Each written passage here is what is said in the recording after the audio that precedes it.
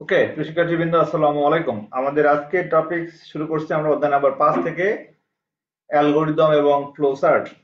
আমার এখানে অনেকগুলাই দেখতে পাচ্ছ, বাংলা ভার্সনের বা ইংলিশ ভার্সনের অনেক অ্যালগরিদম ফ্লোচার্ট দেওয়া আছে। সেখান থেকে আমি অ্যালগরিদম ফ্লোচার্টের উপরে আজকে আমরা একটা ক্লাস কন্টিনিউ করবো ইনশাল্লাহ।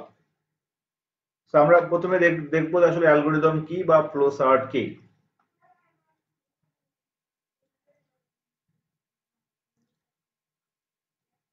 ওকে,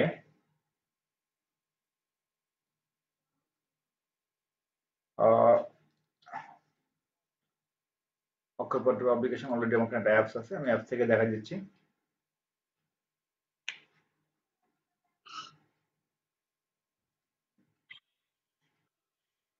প্রোগ্রামিং ভাষা,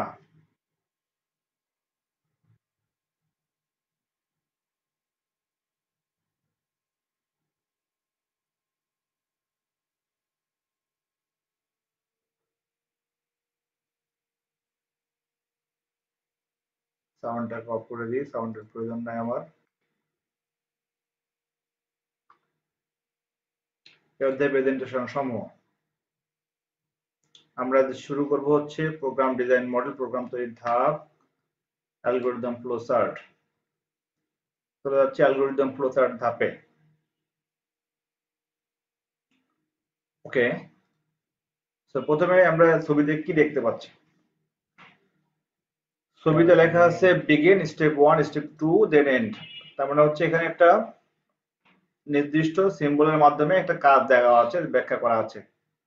নির্দিষ্ট সিম্বলের ভিতরে যে কাজটা দেওয়া আছে বা ব্যাখ্যা করা আছে, এই কাজটাকে আমরা কিভাবে ব্যাখ্যা করতে পারি বা কিভাবে এটাকে। ওকে, পেন নিয়ে আসছি আমি। তো এখানে যদি আমি একটা শেপ ডিজাইন করি, শেপটা কি? এটাকে বলা হবে ওভাল। ওভাল মানে হচ্ছে ডিম্বাকার। ওভাল মানে হচ্ছে কি? ডিম্বাকার।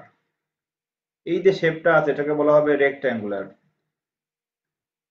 রেক্ট্যাঙ্গুলার বা আয়তকার। তারপরে এটাও কিন্তু রেক্ট্যাঙ্গুলার, এটা হচ্ছে ওভাল।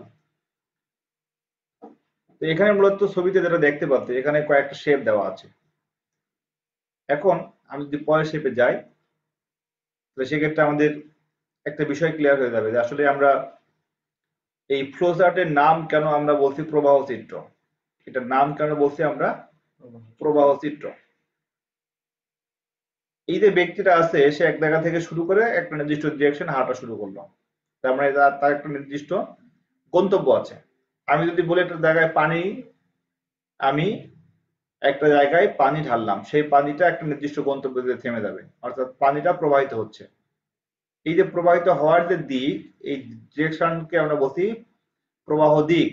তাহলে এখানে অ্যারো সাইন যেটা আছে, এই অ্যারো সাইনটা মূলত প্রবাহ দিক। এটা হচ্ছে প্রবাহ দিক, যে কোন দিকে প্রবাহিত হচ্ছে।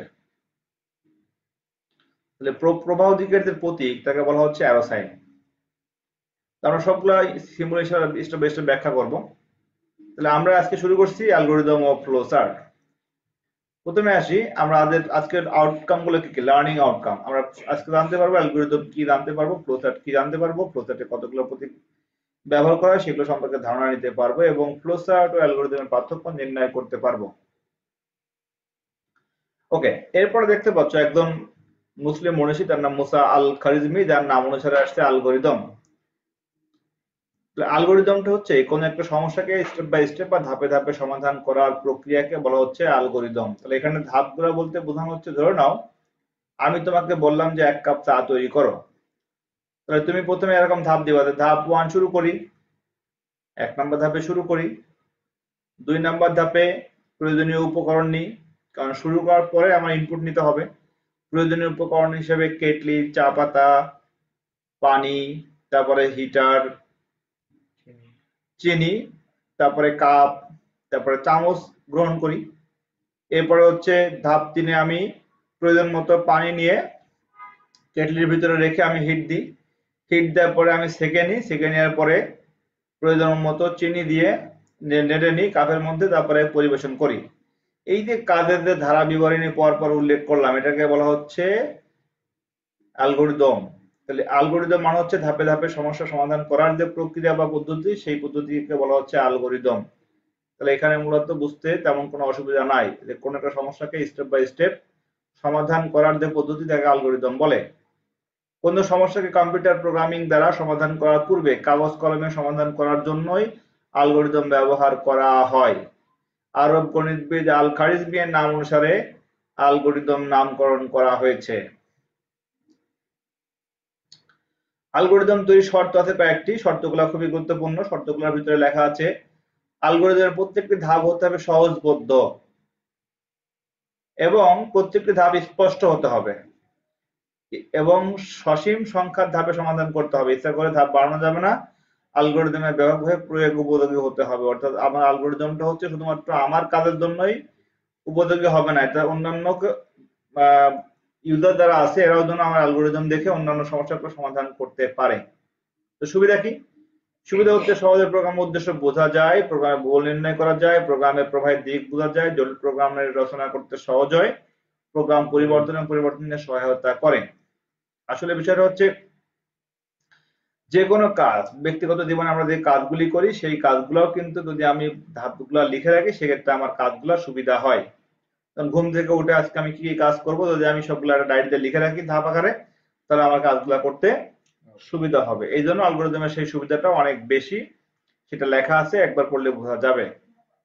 এখন আসি ফ্লো চার্ট কাকে বলে। তাহলে আমরা যে সমস্ত ধাপগুলো লিখবো সেই ধাপগুলোকে যখন একটা নির্দিষ্ট চিত্রের মাধ্যমে ব্যবহার করব, এখানে সেই চিত্রকে আমরা বলছি ফ্লো চার্ট। তাহলে ফ্লো চার্টটা হচ্ছে নির্দিষ্ট ফিগারের মাধ্যমে দেখানো, অর্থাৎ graphical representation of any algorithm is called flow chart. Graphical representation of any algorithm is called flow chart. ঠিক আছে?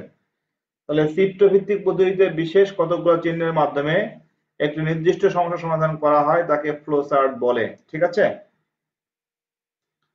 এখন আসি ফ্লো চার্ট এর সুবিধা বৈশিষ্ট্য কি। একই রকম সুবিধাগুলো আছে এবং এর লেখার নিয়মাবলীগুলো পড়তে হবে।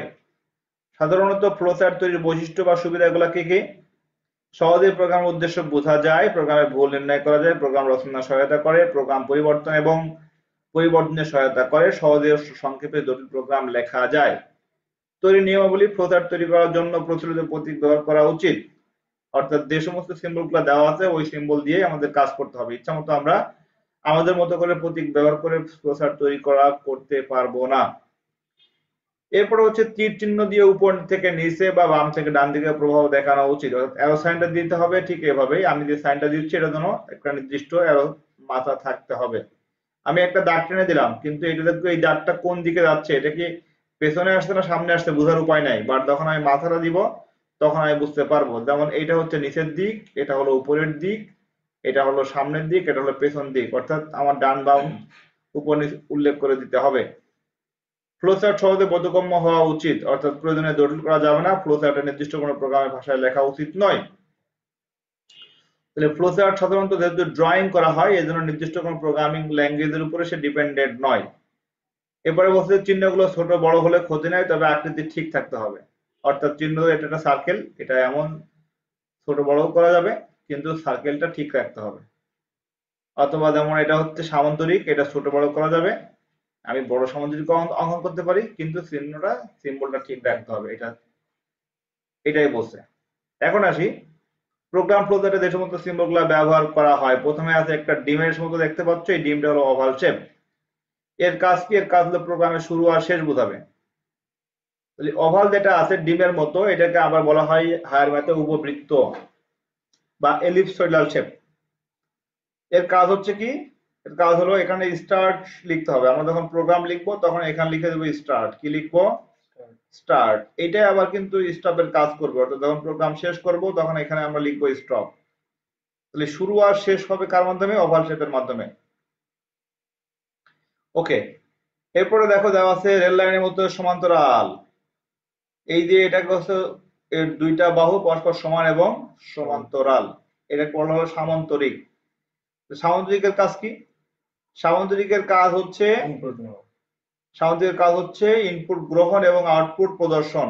ইনপুট গ্রহণ এবং আউটপুট প্রদর্শন। পাশে রেল লাইন দেখানো আছে, কারণ আমরা জানি যে অপর বাহুগুলো পরস্পর সমান এবং সমান্তরাল, এটা বোঝাইছে। এরপরে যে বক্সের মতো দেখতে পাচ্ছ রেক্ট্যাঙ্গুলার বক্স বা আয়তাকার বক্স, এখানে মূলত প্রক্রিয়াকরণ করা হয়। তারপর ডায়মন্ড দেওয়া দেখতে পাচ্ছ, ডায়মন্ড শেপের মতো দেওয়া আছে, এটাকে বলা হচ্ছে রম্বস আকার বা সিদ্ধান্ত গ্রহণের প্রতীক। এখানে সিদ্ধান্ত নিতে হবে। মনে রাখো যে তুমি ডায়মন্ডের কোনো কিছু গিফট করবে কাউকে, তোমাকে যে অনেক সেই সিদ্ধান্ত নিতে হবে, কারণ এটা অনেক দাম অনেক বেশি কিন্তু দেখতে খুবই ছোট। সেটা মনে রাখো যে ডায়মন্ডের মধ্যে সিদ্ধান্ত নিতে হয়। তাহলে হীরার আকৃতির মধ্যে আমাদের সিদ্ধান্ত নিতে হবে যে আমি কিনবো না কিনবো না, কে বড় কে ছোট, বা কে মাঝারি, অথবা একটা পণ্যের দাম কত পার্সেন্ট হলে কত পার্সেন্ট ডিসকাউন্ট দেওয়া যায়, এইসব বিষয়গুলো নিয়ে সিদ্ধান্ত নেওয়ার জন্য আমাকে এই ডায়মন্ড শেপ ব্যবহার করতে হবে, যেটাকে বলা হলো রম্বস আকার। এরপরে দেখো দেওয়া আছে পুরো একদম সার্কেল, বৃত্তাকার, এটাকে বলা হয় কানেক্টর। অর্থাৎ এখানে মূলত তোমার যে প্রবাহ তীরগুলো আছে সেগুলো সংযোগ দিতে হবে। আর এখানে যে অ্যারো সাইন দেওয়া আছে এটাকে বলা হয় প্রবাহ তীর, এটা মূলত প্রবাহের দিক নির্দেশ করে। তীর চিহ্ন বিশিষ্ট সরলরেখার দিক নির্দেশ প্রতীক হিসেবে ব্যবহার করা হয়। ওকে, এরপর আসি যে ফ্লোচার্টের মৌলিক গঠন। এর মৌলিক গঠন আছে সাধারণত সরল অনুক্রম, তারপরে সিলেকশন, তারপরে লুপ এবং জাম। তাহলে আমি এই চারটা নির্ণয়ের পূর্বে একটা বিষয় তোমাকে বলি যে আসলে ফ্লোচার্ট আমরা যখন তৈরি করি তখন আমাদের দুইটা অংশে ভাগ করতে হয়। একটা অংশ হলো সিস্টেম ফ্লোচার্ট, লিখে নাও খাতায় যে ফ্লোচার্ট দুই প্রকার। ফ্লোচার্ট দুই প্রকার। এক নম্বর হলো সিস্টেম ফ্লোচার্ট, সিস্টেম ফ্লোচার্ট। আর দুই নাম্বারটা হচ্ছে প্রোগ্রাম ফ্লোচার্ট। সিস্টেম ফ্লোচার্ট আর কি প্রোগ্রাম ফ্লোচার্ট।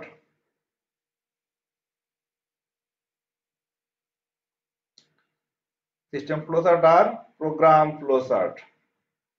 আমরা এখানে যে সিম্বল গুলা দেখেছি এগুলা কিসের বলতো? এগুলা মূলত হচ্ছে প্রোগ্রাম ফ্লোচার্টের সিম্বল। কিসের সিম্বল? প্রোগ্রাম ফ্লোচার্টের সিম্বল।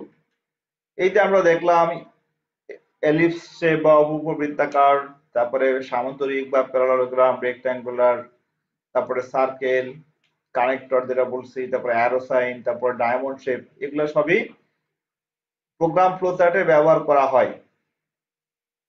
তো আমরা এখন দেখবো যে আমরা যে প্রোগ্রাম ফ্লোচার্ট তৈরি করব সেই ফ্লোচার্টের মধ্যে কয়েকটা অংশ আছে। একটা হচ্ছে সরল অনুক্রম, যেটাকে বলা হয় সিম্পল সিকোয়েন্স স্ট্রাকচার, অর্থাৎ যেখানে কোনো জটিলতা নাই, পরপর একটা নির্দিষ্ট ধারা অনুযায়ী সেই ফ্লোচার্টটা প্রবাহিত হচ্ছে, এটাকে বলা হয় সরল অনুক্রম। বিষয়টা হচ্ছে এমন যে মনে করো তুমি একটা ক্যানেল কল্পনা করতে পারো। ধরুন একটা ক্যানেল আছে, আমি আমার আগের স্লাইডে চলে যাচ্ছি।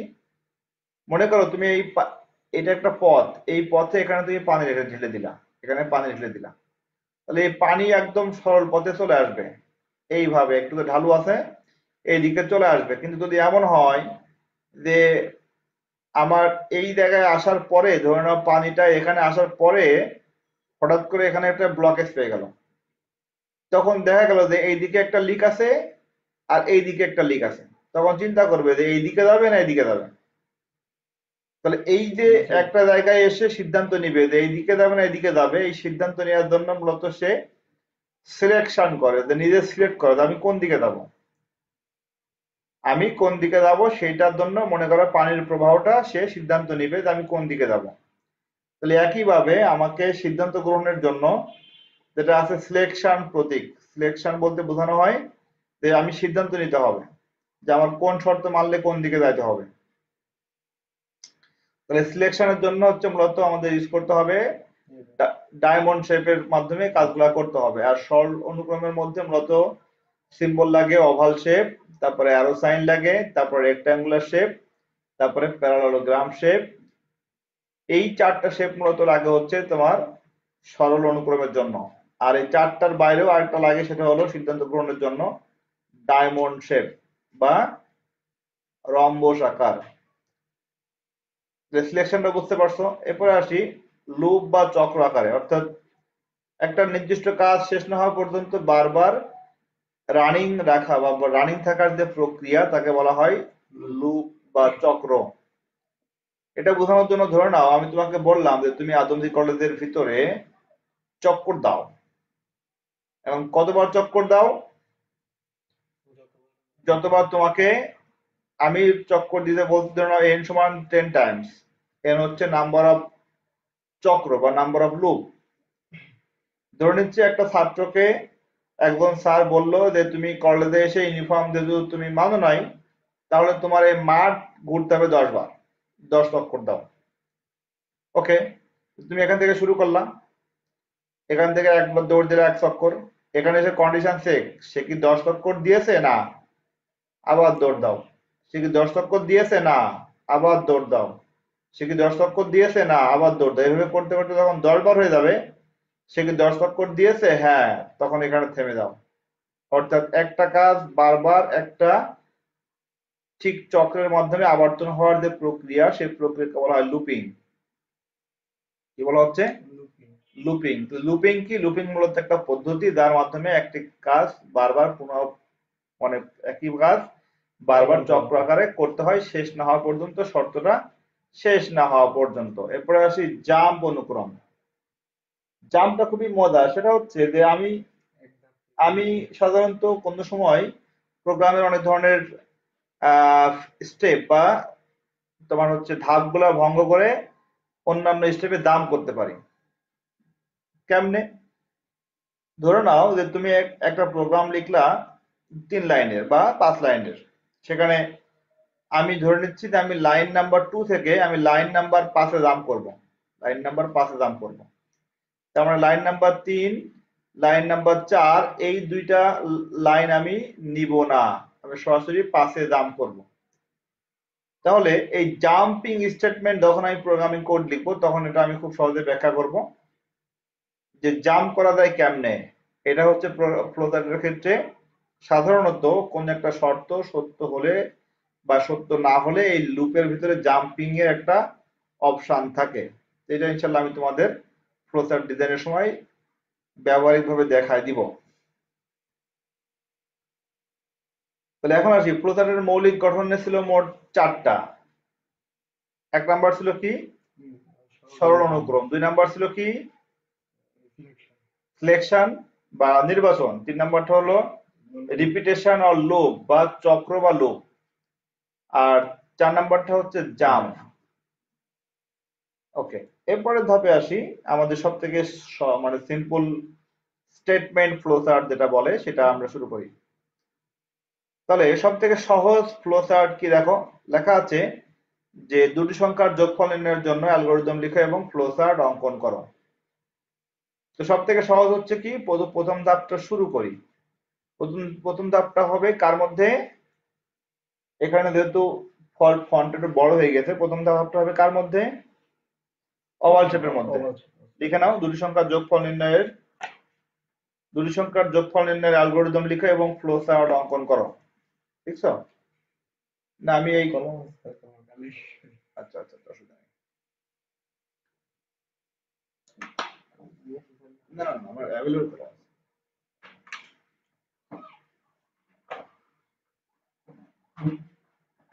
এই শ্রাবণকে জয়েন করছো?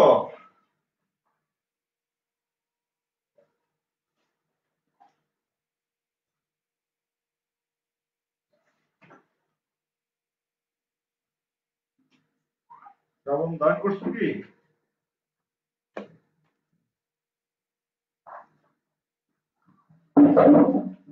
দেখো, তাহলে আমরা এখন যেটা করবো যে দুটি সংখ্যার যোগফল নির্ণয়ের জন্য অ্যালগরিদম লিখবো এবং ফ্লোচার্ট অঙ্কন করবো। তাহলে আমাদের ফ্লোচার্টের প্রথম যে শেপ সেটাকে বলছিলাম ওভাল শেপ বা ডিম্বাকার। এর ভিতরে শুরু করতে হবে। ঠিক আছে, ধরে নাও ডিম ভেঙে ডিম পোস্ট করে খাওয়া দাওয়া শুরু করলাম। এই জন্য ডিমের মধ্যে শুরু করলাম এ ও বি এর মান গ্রহণ করি। গ্রহণ করার জন্য সিম্বলটা হচ্ছে সামান্তরিক আকার। কি? সামান্তরিক আকার। ক্লাসটা রেকর্ডিং থাকবে, ইনশাল্লাহ রেকর্ড থেকে দেখে নিবা। তাহলে আমরা এখানে সামান্তরিকের যে বক্সটি আছে সেখানে গ্রহণের চিহ্ন, ইনপুট গ্রহণ করবে। ইনপুট গ্রহণ করার পরে আমাদের কি করতে হবে? প্রক্রিয়াকরণ করতে হবে। যেমন তুমি খাবার খাইলা, ইনপুট, এখন এই যে খাবারটা খাইলা, এই খাবারটা পেটের ভিতরে দিয়ে প্রক্রিয়াকরণ হবে, ডাইজেস্ট হবে। ডাইজেস্টের একটা অংশ তোমার দেহের উপকার হবে, আর একটা অংশ ওয়েস্টেজ হিসেবে বের হয়ে যাবে, আর সেটা আউটপুট। এখন প্রশ্ন হচ্ছে, আমি যে মানটা পাইলাম, আউটপুটের মান, সেই মানটাকে আমার প্রিন্ট করতে হবে, অর্থাৎ সি এর যে মানটা পাইলাম এই মানটাকে প্রিন্ট করতে হবে, আর মানটা প্রিন্ট হলে আমাদের প্রোগ্রাম শেষ করতে হবে। তাহলে আমরা যেটা করব, আমাদের প্রথমে ডান সাইডে হবে ওভাল শেপ, এটা হবে স্টার্ট, প্রোগ্রাম শুরু করি, স্টার্ট। তারপর আমরা ইনপুট নিব, কি বলো, এ কমা বি, দুইটা ভ্যালু ইনপুট নিয়ে নিচ্ছি আমি। নেওয়ার পরে আমাদের করতে হবে সাম বের করতে হবে, সাম সমান কি এ প্লাস বি। এটা হবে তোমার রেক্ট্যাঙ্গুলার বক্সের মধ্যে, আমাদের এখন প্রিন্ট করতে হবে সামের মান। প্রিন্ট কি করব, প্রিন্ট সাম, তারপরে হবে স্টপ, কি লিখতে হবে, স্টপের ঘরটা হবে ওভাল শেপ। এটা হলো সরল অনুক্রম, কি সরল অনুক্রম। এখানে দেওয়া আছে সি এর মাধ্যমে, তুমি সি এর বদলে সামও লিখতে পারো। এখন যদি বলি যে অ্যালগরিদম কেমন হবে, তাহলে অ্যালগরিদমটা হচ্ছে বর্ণনামূলক। অ্যালগরিদম কি মূলক, এখানে দেখো 5টা বক্স আছে, তাহলে 5টা ধাপ লিখতে হবে। তাহলে ধাপ নাম্বার 1 কি লিখবা, শুরু করি। ধাপ নাম্বার 2 কি লিখবা, যে কোনো সংখ্যা কি লিখতে হবে, এ ও বি এর মান গ্রহণ করি। যে কোনো সংখ্যা কি লিখতে হবে, এ ও বি এর মান গ্রহণ করি। তারপরে ধাপ 3 কি লিখতে হবে,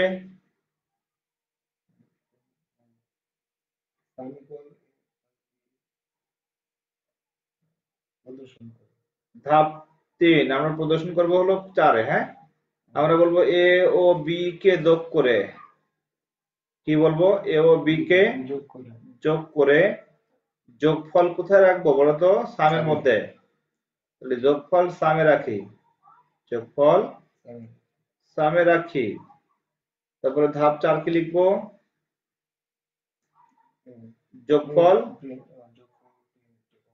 যোগফল সাম ছাপাই, যোগফল ছাপাই। পিন মানে কি, ছাপানো। ধাপ 5 কি লিখতে হবে, ধাপ 5 শেষ করি। ঠিক আছে, এটা হচ্ছে আমাদের সব থেকে সিম্পল স্টেটমেন্ট ফ্লো চার্ট। আমার মনে হয় এটা বুঝতে পারছো ক্লিয়ার। এখন আমরা পরবর্তী স্লাইডে চলে যাচ্ছি।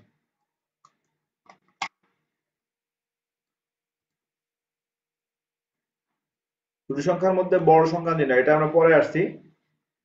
আমাদের বড়টা হচ্ছে কন্ডিশনাল স্টেটমেন্টের মধ্যে পড়ে যাবে, তো আমরা এটা পরে দেখাচ্ছি। আমাদের সিম্পল স্টেটমেন্টের আরো অনেকগুলো বাকি আছে, সেগুলো আমরা ধীরে ধীরে শেষ করবো ইনশাল্লাহ। এটা কন্ডিশনাল, আমরা কন্ডিশনালটা এখন না দেখি।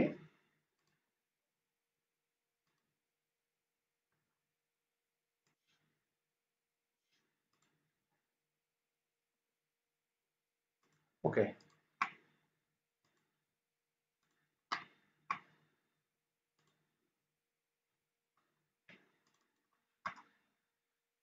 তখন ধরে কি চললো তখন ধরে, বা মাথা ঘোরায় হলে থাকে বলে।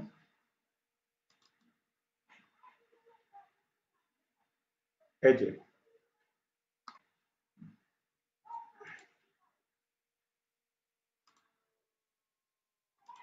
এটা পাঠাই দিব। তাহলে এখানে আমাদের কাজগুলো দেওয়া আছে। প্রথম কি লেখা আছে 1 নম্বরে,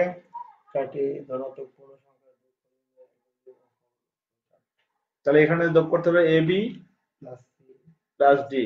তাহলে হোমওয়ার্ক থাকবে 4টার। আচ্ছা, 1 নম্বরটা আমি ফাইলে পাঠিয়ে দিব, 1 নম্বর হোমওয়ার্ক। 2 নম্বর, দুই সংখ্যার বিয়োগফল, কি বিয়োগফলের জন্য কি করতে হবে আমাদের, তাহলে এখানে কি হবে, সাম না সাব। আচ্ছা দেখো, বিয়োগফলের জন্য বিয়োগ মানে সাবট্রাকশন, সংখ্যায় বলে সাব। তো এই সাব সমান হবে a মাইনাস বি। তারপরে কি লেখা আছে পরের কোশ্চেন, তাহলে গুণফলের জন্য আমাদের ভ্যারিয়েবল নেম বা চলকের নাম হচ্ছে মাল, এম ইউ এল। মাল সমান a ইন্টু বি, এই শব্দটা আসছে মাল্টি অ্যাপ্লিকেশন থেকে। মাল্টি অ্যাপ্লিকেশন মানে মাল্টি অ্যাপ্লিকেশনের বদলে না, সাম মানে তো যোগফল। এই যে সাম মানে না, এটা আসছে সামেশন থেকে। কি আসছে? সামেশন। এক নাম্বার হলো সামেশন থেকে আসছে, সাম সমান a প্লাস b। তুমি এটার বিকল্প হিসেবে লিখতে পারো টোটাল। টোটাল সমান a প্লাস b এটা লিখতে পারো। তবে গুণফলের জন্য সাম লেখা যাবে না। গুণফলের জন্য আরেকটা জিনিস লিখতে পারো মাল্টি অ্যাপ্লিকেশনের বদলে, সেটা হচ্ছে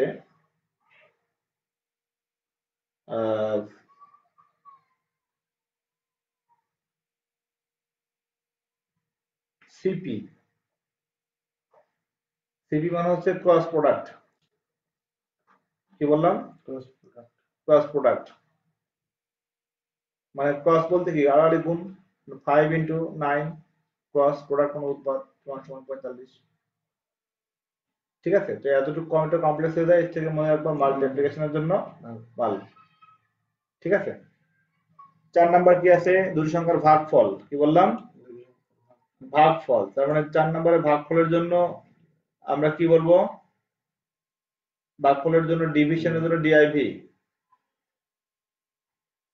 a স্ল্যাশ বি। 5 নম্বর যেটা আছে গড়, তিনটি সংখ্যার গড়, তাহলে গড়ের জন্য আমরা কি বলবো? এভিজি। এভারেজের জন্য এভিজি। এভিজি সমান a plus B plus C slash 3। এখানে তিনটা হলো 3, দুইটা হলো 2। 6 নাম্বার কি লেখা আছে? ত্রিভুজের ক্ষেত্রফল নির্ণয়। এখন আসি ত্রিভুজের ক্ষেত্রফল নির্ণয়, এটা খুবই ইম্পর্টেন্ট। এখানে ত্রিভুজটা অনেক ধরনের হতে পারে। ত্রিভুজ অনেক ধরনের হতে পারে। যেমন দেখো, ত্রিভুজের জন্য এটা হচ্ছে সমকোণী ত্রিভুজ, এটা সমদ্বিবাহু ত্রিভুজ, এই বাহু আর এই বাহু সমান। এইটা আবার সমবাহু ত্রিভুজ, সব বাহুই সমান।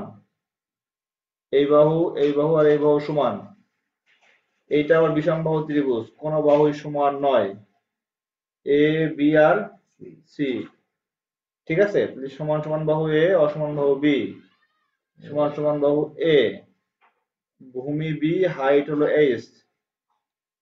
ঠিক আছে, আর এটা হলো অতিভুজ বা হাইপোটেনাস, ইংলিশে বলে হাইপোটেনাস।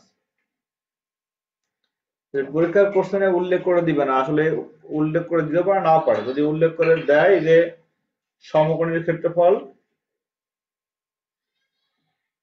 সমকোণী কি বললাম? সমকোণীর ক্ষেত্রফল কত হবে? সমকোণী ত্রিভুজের ক্ষেত্রফল এরিয়া এ সমান হাফ ইন্টু ভূমি ইন্টু, হাফ ইন্টু ভূমির জন্য বি মানে বেস, হাইটের জন্য এইচ বা শর্ট নাম যেটা আছে এইচ, তাই না? 2 নম্বর হচ্ছে সমদ্বিবাহু। কি বললাম? সমদ্বিবাহুর জন্য কি হবে দেখো, দুই বাহু সমান, দুই বাহু সমান, তাহলে এ, এ আর বি। তাহলে এরিয়া এ সমান, যদি আমি গাণিতিক রাশিমালা লিখি, B by 4 root over 4a square minus B square. এটাকে আমি যদি সি রাশিমালা লিখি, তাহলে বি স্ল্যাশ 4 ইন্টু বর্গমূলের জন্য S Q R T, S Q R T, তারপরে 4 square, 4 into A minus B square, B into B. এটাকে বলা হয় সি রাশিমালা। কি বলা হবে? সি রাশিমালা। এইভাবে লিখতে হবে। এখন আসি, যদি সমবাহু হয়, তিন বাহুই সমান, এই ক্ষেত্রে কি হবে? এ, এ আর এ। আচ্ছা, আমি তো দেখা যাচ্ছি, বাট শ্রাবণ তো বুঝতে পারবো না। এই জায়গায় ড্রয়িং করে দিই। হ্যাঁ, যদি ত্রিভুজটা সমবাহু হয় সেক্ষেত্রে কি হবে দেখো, তিনটা বাহুই সমান। এই ক্ষেত্রে আমাদের ফর্মুলাটা কেমন হবে? আমি একটা ট্রায়াঙ্গেল অঙ্কন করে ফেলি।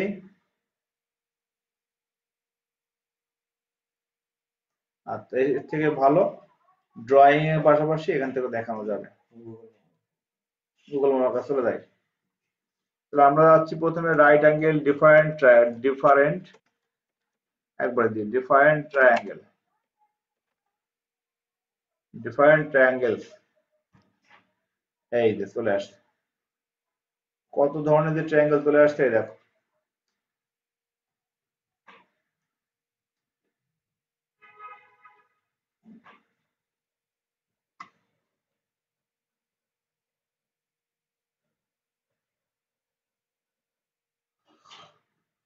ইমেজটা নিয়ে যেতে পারি, কপি ইমেজ,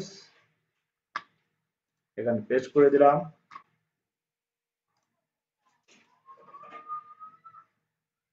তাহলে নীলটাকে কি বলছি আমরা? নীলটাকে কি বলছি বলো? সমবাহু। কি বলছি? মানে তিন বাহুই সমান, এটা হলো সমবাহু। আর লালটাকে এই বাহু আর এই বাহু সমান, এটা সমদ্বিবাহু। হলুদটাকে বিষমবাহু, এটা হলো বিষমবাহু। আর নীলটাকে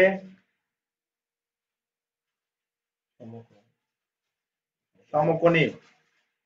তাহলে এর ক্ষেত্রফল হচ্ছে half into base into height সূত্র, ঠিক আছে?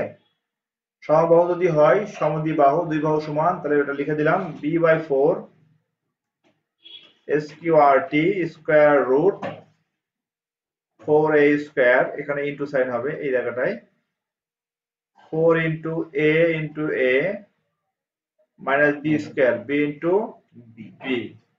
সমবাহু হলে কি হবে? সবগুলা বাহু সমান, তার মানে এই বাহু, এই বাহু আর এই বাহু তিনটাই সমান।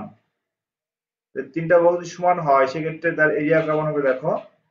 এরিয়াটা হবে √3/4, অর্থাৎ √3/4 a স্কয়ার। এটা হলো গাণিতিক সমীকরণ, এটাকে আমরা সি তে লিখবো। তাহলে গাণিতিকের জন্য SQRT 3 মানে বর্গমূল 3, তার সাথে ভাগ হবে 4। 3 কে 4 দিয়ে ভাগ করলাম, √3 কে 4 দিয়ে ভাগ করলাম, √3 মানে হলো SQRT 3, 4 দিয়ে ভাগ করলাম, স্ল্যাশ দিয়ে ইনটু a। তাহলে এটা হচ্ছে ক্ষেত্রফল কার? এটা হলো সমবাহু ত্রিভুজ।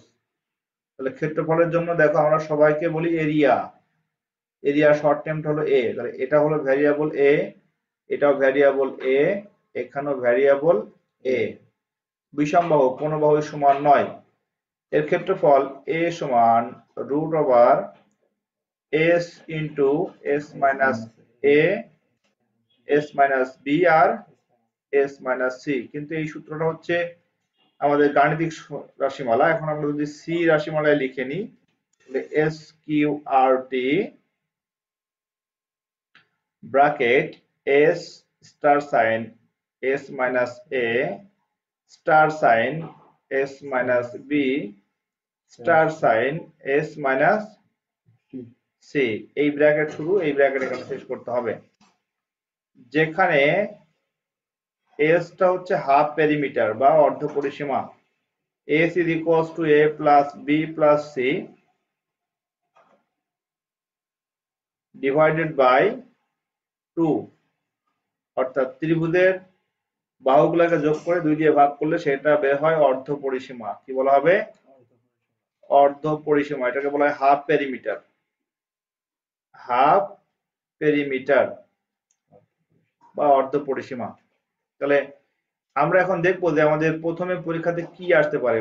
পরীক্ষাতে সব থেকে ইজি হলো ট্রায়াঙ্গেলের ক্ষেত্রে সমকোণী ত্রিভুজের জন্য বের করে ফেলি। সমকোণী ত্রিভুজের ক্ষেত্রফল নির্ণয়ের জন্য ফ্লোচার্ট অঙ্কন করো এবং অ্যালগরিদম লিখো। লিখো সমকোণী ত্রিভুজের ক্ষেত্রফল নির্ণয়ের জন্য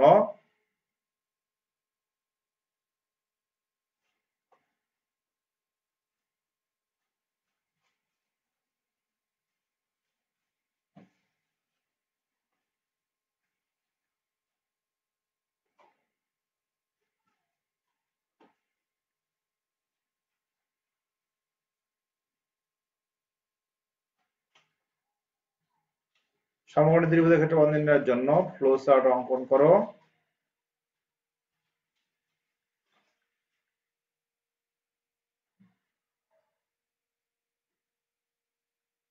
ও অ্যালগরিদম লিখো।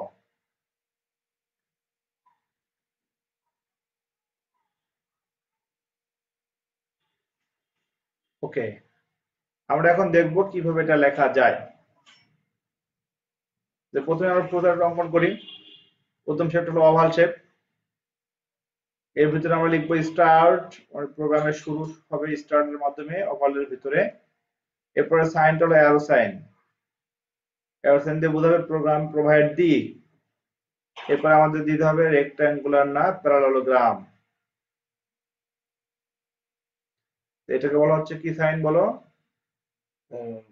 বা সামান্তরিক। এর নাম হচ্ছে সামান্তরিক। তাহলে আমরা এখন লিখবো ইনপুট। ইনপুট দিব এখন। ইনপুট নিতে হবে বি আর এইচ, বি কমা এইচ। তাহলে এখানে বি হলো বেস, এইচ মানে হলো হাইট। অর্থাৎ বি মানে হলো বেস, বেস মানে হচ্ছে ভূমি, বেস মানে ভূমি। আর এইচ মানে হলো হাইট, হাইট মানে হলো উচ্চতা। হাফ ইন্টু ভূমি ইন্টু উচ্চতা সূত্র আমাদের প্রয়োগ করতে হবে। এই সূত্র প্রয়োগ করার জন্য আমাদের একটা রেক্ট্যাঙ্গুলার বক্স নিয়ে আসতে হবে।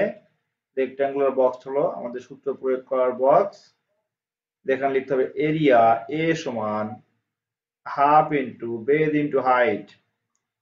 হাফ মানে অনেক সময় 0.5 দিয়েও কাজ করতে পারো, হাফ লিখছি আমি, into base into height.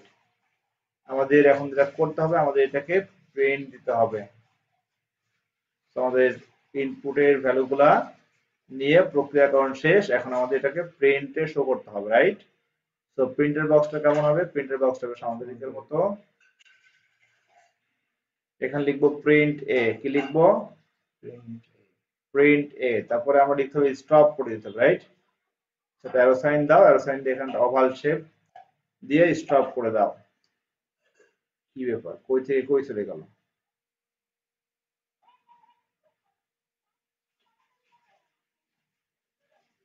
Stop করে দিতে হবে, রাইট? এখানে একটা ওভাল শেপ দিয়ে দাও, দিয়ে এখানে লিখে স্টপ। এই যে ফ্লো চার্ট, এটাকে বলা হয় সরল অনুক্রম। সরল অনুক্রম, because there is no ambiguity. কোনো দ্ব্যর্থবোধকতা নাই, কোনো জটিলতা নাই, একেবারে সরল ফ্লো চার্ট, সহজ ফ্লো চার্ট। এখন আমরা ধাপগুলো লিখে ফেলি। ধাপ 1 কি লিখতে হবে? ধাপ 1 লিখো শুরু করি। তাহলে এটাকে বলা হচ্ছে অ্যালগরিদম। অ্যালগরিদম মানে হচ্ছে কোন সমস্যাকে ধাপে ধাপে সমাধান করার প্রক্রিয়াকে অ্যালগরিদম বলে। ধাপ 1 শুরু করি। ধাপ 2 কি লিখতে হবে বলতো? না, এখানে এই তোমার চলকের অর্থপূর্ণ নাম লিখতে হয়। সেটা হচ্ছে ত্রিভুজের, আমরা যে ইনপুট নিয়েছি ওইটা যে কার জন্য নিয়েছি এটা লিখে দিতে হবে। ত্রিভুজের ভূমি বি এবং উচ্চতা সমান এইচ এর মান গ্রহণ করি। এর মান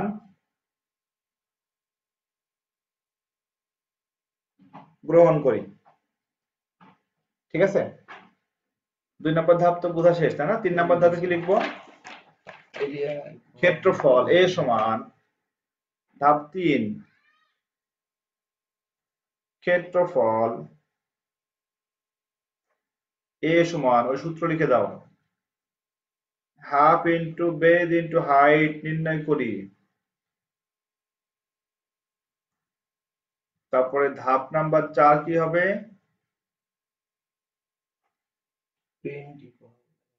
না, প্রিন্ট লিখা যাবে না, লিখবা ছাপায়। হ্যাঁ, কি লিখবা? ক্ষেত্রফল এ ছাপায়।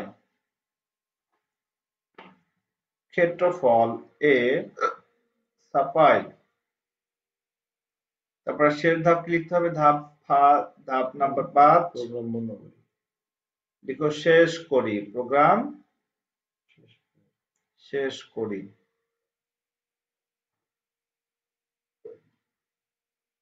তাহলে অ্যালগরিদমের ধাপগুলো অবশ্যই স্পষ্ট হতে হবে। ঠিক আছে?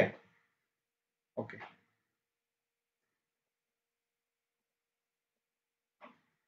এতক্ষণ ধরে আচ্ছা একটু পজ করে দিই। ওকে, আমরা এখন দেখব বিষমবাহু ত্রিভুজের ক্ষেত্রফল নির্ণয়ের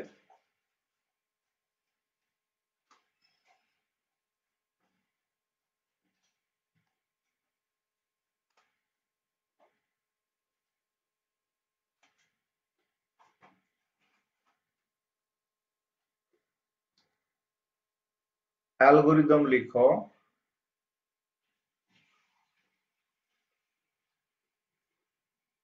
ও ফ্লোচার্ট অঙ্কন করো।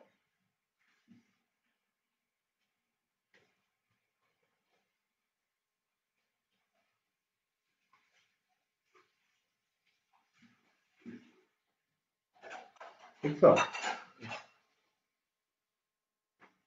তাহলে কোন বাহুই সমান হবে না তাকে বলা হচ্ছে কি বিষমবাহু। একটা বাহু, একটা বাহু, একটা বাহু। কোন বাহু সমান আছে? নাই। তাহলে আমরা যেটা করবো, এখানে আমি নাম্বারিং করে দিচ্ছি বাহুগুলা। ধরে নাও এটা হলো এ বাহু, এটা বি বাহু, এটা সি বাহু। তাহলে আমাদের প্রথম বের করতে হবে অর্ধ পরিসীমা। কি বের করতে হবে? অর্ধ পরিসীমা। এস সমান A plus B plus C divided by 2। অর্ধ পরিসীমা কি বলি? পরিসীমা। মনে করো তুমি এই জমিটার মালিক তুমি না, এই জমিটার এখান থেকে হাঁটা শুরু করলাম, এখান থেকে হেঁটে অর্থাৎ জমির উপর দিয়ে আসছো, এই উপর দিয়ে হেঁটে আবার এই জায়গায় যে সিসিতে আসলাম, এই সম্পূর্ণ যে পথ অতিক্রম করলা, এই পথকে বলা হয় পরিসীমা। আর এটাকে দুই দিয়ে ভাগ করলে হবে অর্ধ পরিসীমা। ঠিক আছে? ক্ষেত্রফল এরিয়া এ সমান এরিয়া এ, তাই না? শর্ট নেমে কি লিখবো? এরিয়া এ সমান S Q R T square root S into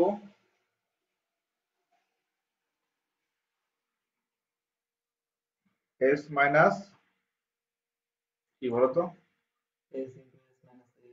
into into S minus C. ঠিক আছে? সমকোণ হয়ে গেল। সমকোণী এই কোণটা 90 ডিগ্রি। তিনটা বাহুই হবে অসমান, এ বি আর সি। আচ্ছা আগে বুঝে নাও। আমরা এটাকে এখন ক্লোজারে দেখাবো, রাইট? প্রথম শেপটা হবে কেমন? ওভাল। Oval shape. এর ভিতরে কি লিখতে হবে? স্টার। তারপরে শেপটা হবে অ্যারো সাইন, তারপর হবে সামান্তরিক, তারপরটা হবে সামান্তরিক। ঠিক আছে? তারপরটা হবে কি? অ্যারো সাইন, তারপর রেক্ট্যাঙ্গুলার বক্স, তারপরে হবে কি? Rectangular box. বড় একটা বক্স দিয়ে দিলাম। ঠিক আছে? রেক্ট্যাঙ্গুলার বক্স দেওয়ার পরে আমাদের যেটা করতে হবে সেটা হচ্ছে আমাদের প্রিন্ট দিতে হবে। প্রিন্টের বক্সটা কেমন হবে? সামান্তরিক। ওকে, বেশি বড় রেজাল্ট করেছি, বড় না করলেও হতো, অসুবিধা নাই। লাস্টে কি হবে? স্টপ। কি হবে? স্টপ করতে হবে। ওকে, এখন আমরা লিখে ফেলি আমাদের মূল তথ্যগুলা। এখানে হবে স্টার্ট। কি হবে? স্টার্ট। এখন দেখো ইনপুট কি নিব? আমরা ইনপুট নিব তিনটা বাহু। ইনপুট নিব এ, ডাবল কোটেশন দিয়ে দাও, বি, ডাবল কোটেশন সি। ঠিক আছে? Input ABC. ডেটাগুলো নিয়ে আমাদের এখন প্রক্রিয়াকরণ করতে হবে, রাইট? তো আমরা এখন যেটা করব, অর্ধ পরিসীমা নির্ণয় করব।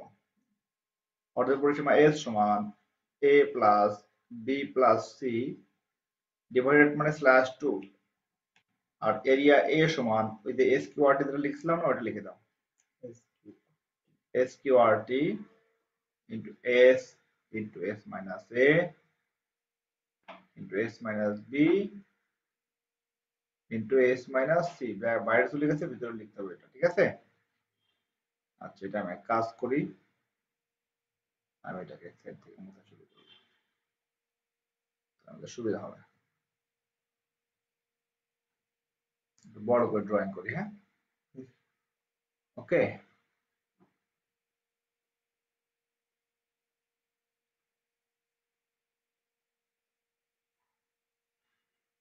এইটা হবে আমাদের সেই বক্স। ওকে, তো S into S minus B, S minus B into S minus C, clear এতটুকু? আচ্ছা, প্রয়োজন এক কাজ করি,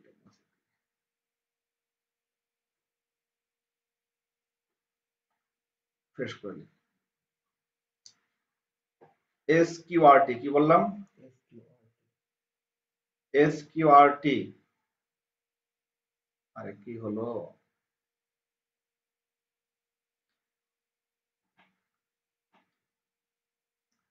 এরিয়া এ সমান square root by S Q R T S into S minus A into S minus B into S minus C. তারপরে কি লিখতে হবে? প্রিন্ট এ লিখতে হবে, প্রিন্ট এ। তারপরে আমাদের কাজ শেষ করতে হবে স্টপ লিখে, রাইট? স্টপ লিখে। এটা হচ্ছে আমাদের প্রবাহ চিত্র, এটার নাম কি? ইংলিশে বলে ফ্লো চার্ট। কি বলা হবে? Flow chart. বাম সাইডে অ্যালগরিদম লিখবা, এটা হোমওয়ার্ক থাকবে তোমার, ওকে? আজকে এই পর্যন্তই, এইচডব্লিউ থাকবে, ওকে? আজকে পর্যন্ত ক্লাস শেষ করতে, ভালো থেকো, আল্লাহ।